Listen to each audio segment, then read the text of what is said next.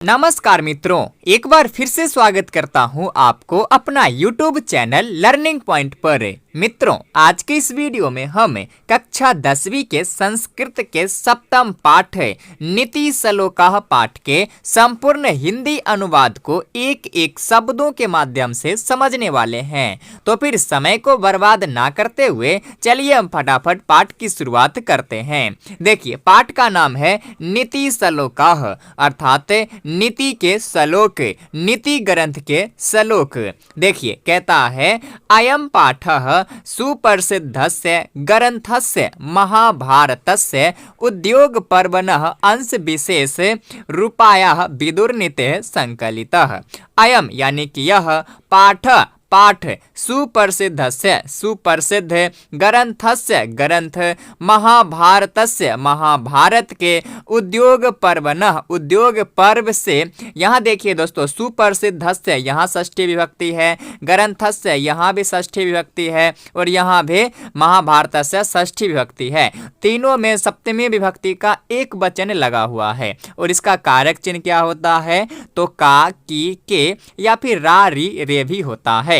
तो हम यहाँ तीनों जगह कारक चिन्हों को नहीं बोलेंगे, सबसे लास्ट वाले में हम कारक चिन्हों को बोलते हैं। जब दो या दो से अधिक ऐसे शब्द जिनमें एक ही विभक्ति तथा एक ही वचन लगा हो तो उसका कारक चिन्ह हम सबसे लास्ट वालों के साथ बोलते हैं। जैसे कि यहाँ हम बोलेंगे यह पाठ सुप्रसिद्ध ग्रंथ महाभारत के, ये सबसे लास्ट में महाभारत, इसमें हम जो है कारक चिन्ह को ऐड कर लेंगे। तो क्या हो जाएगा? यह पाठ सुप्रसिद्ध ग्रंथ महाभारत के उद्योग पर्वणः उद्योग पर्व के अंश विशेष रूपाया अंश विशेष के रूप में विदुर नीति से संकलित है। यह पाठ जो है, ये नीति श्लोका पाठ जो है सुप्रसिद्ध ग्रंथ महाभारत के उद्योग पर्व के अंश विशेष के रूप में विदुर नीति से संकलित है। युद्धम आसन्नम प्राप्य धृतराष्ट्रो मंत्री परबरम विदुरम स्वचितस्य शांतये कांश्चित् प्रश्नान् नीति विषयकान् पृच्छते। युद्धम आसन्नम प्राप्य, युद्ध को आसन्नम पास में, निकट में, प्राप्य देख कर, पाकर, धृतराष्ट्र ने मंत्री परबरम श्रेष्ठ मंत्री विदुर से स्वचितस्य अपने चित्त की, मन की, शांतये शांति के लिए, कांश्चित् कुछ, प्रश्नान प्रश्न, नीति विषयकान् नीति विषयों से पृच्छति पूछते हैं। कि युद्ध को पास में देखकर धृतराष्ट्र ने अपने श्रेष्ठ मंत्री विदुर से अपने मन की शांति के लिए कुछ प्रश्न नीति विषय से पूछते हैं। तेषाम समुचित उत्तरम विदुरो ददाते, उन सभी प्रश्नों का जो है उचित उत्तर, सही उत्तर विदुर देते हैं। तदेव प्रश्न उत्तर रूपम ग्रंथ रत्नम विदुर नीति ही, वही प्रश्न उत्तर जो है ग्रंथ रत्न के रूप में विदुर नीति है। यम अपि भगवत गीता एवं महाभारतस्य अंगम अपि स्वतंत्र ग्रंथ रूपा वर्तते। यम अपि, यह भी, भगवत गीता एवं भगवत गीता के तरह ही, महाभारतस्य अंगम अपि महाभारत के अंग के रूप में, स्वतंत्र ग्रंथ रूपा स्वतंत्र ग्रंथ के रूप में वर्तते है।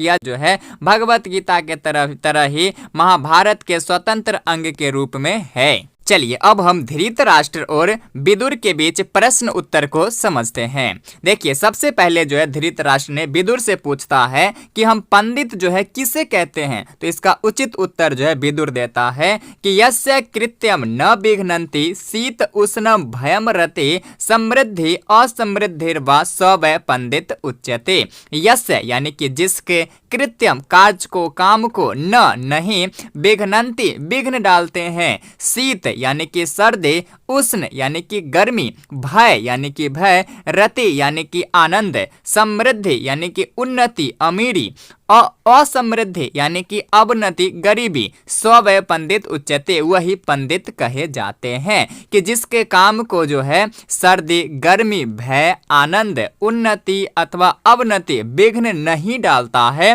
उस व्यक्ति को क्या कहते हैं? पंडित कहते हैं।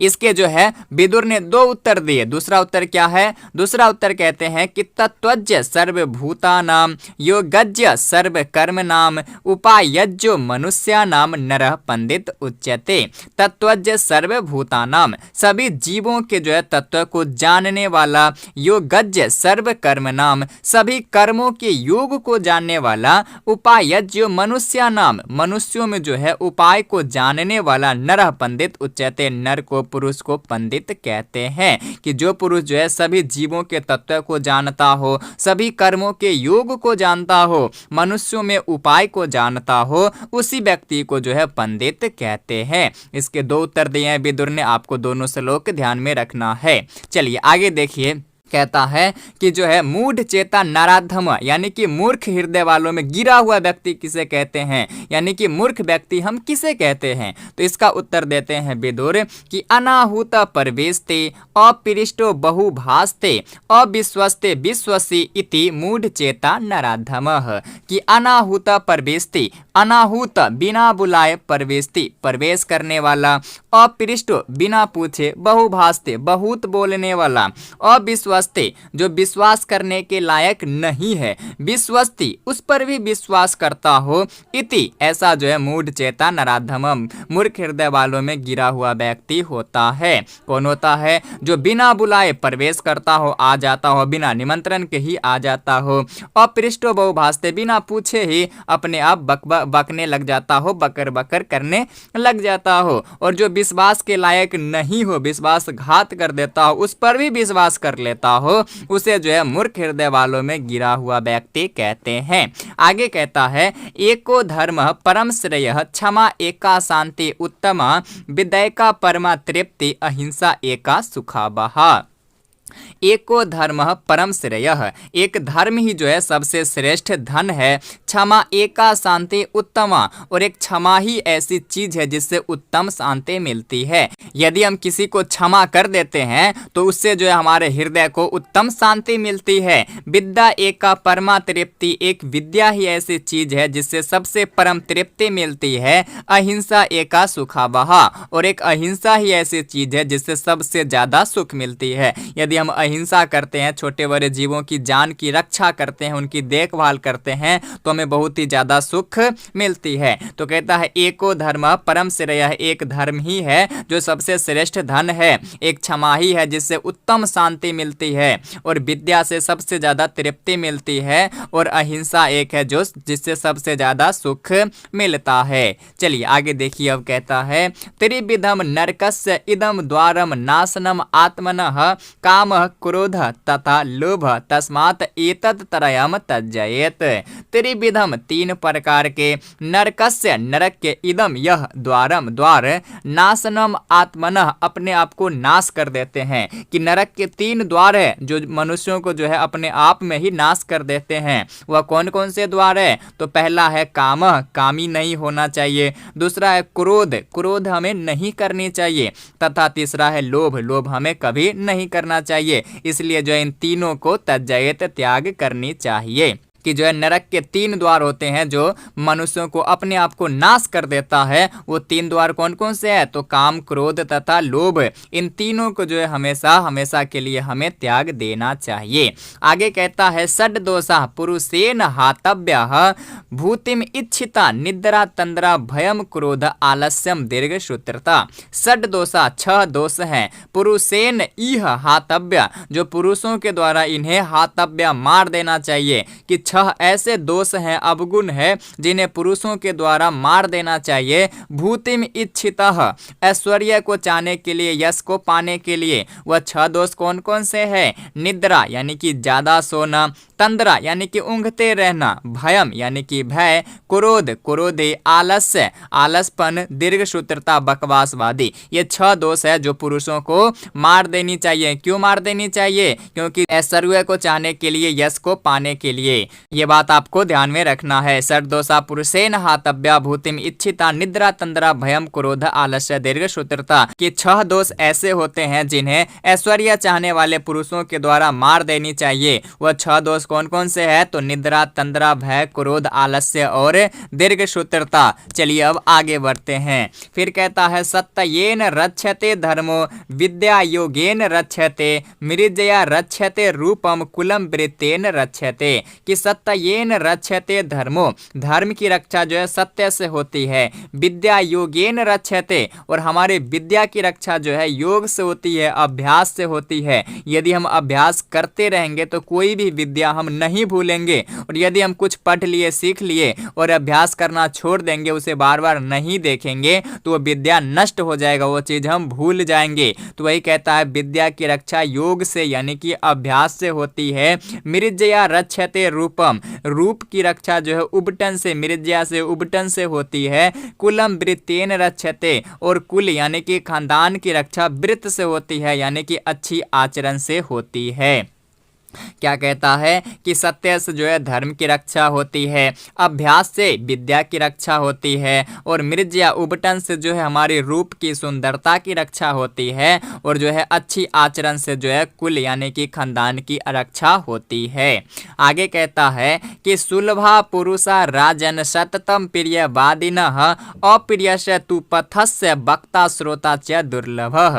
कहता है कि सुलभा पुरुषा राजन सततम प्रियवादिनः, कि हे राजन, कि प्रिय बोलने वाले, मीठे मीठे बोलने वाले पुरुष तो आसानी सदैव जो है सुलभ, आसानी से मिल जाते हैं कहीं भी।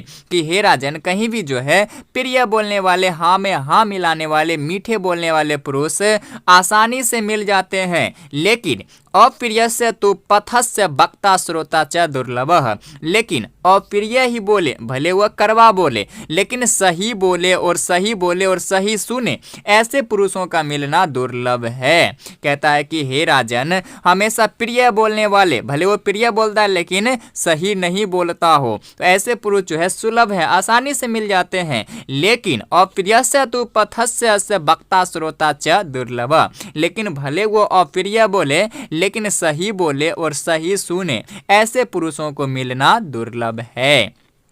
चलिए आगे देखिए, अब कहता है कि पूजनीय महाभागा पुण्याश्च गिरिदीप्तयः स्त्रियः श्रियो गृहस्य तस्य तस्मात् रक्षया विशेषतः।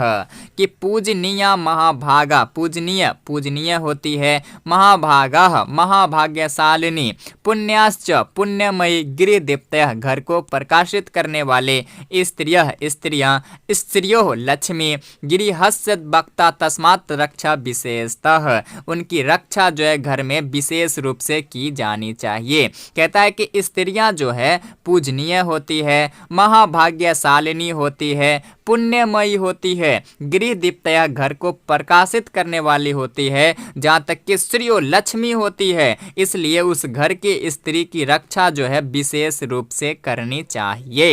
ये श्लोक आपको याद रखना है कि पूजनीय महाभागा पुण्याश्च गृह दीप्तया स्त्रियो स्त्रियो गृहस्य उक्ता तस्मात् रक्षा विशेषतः।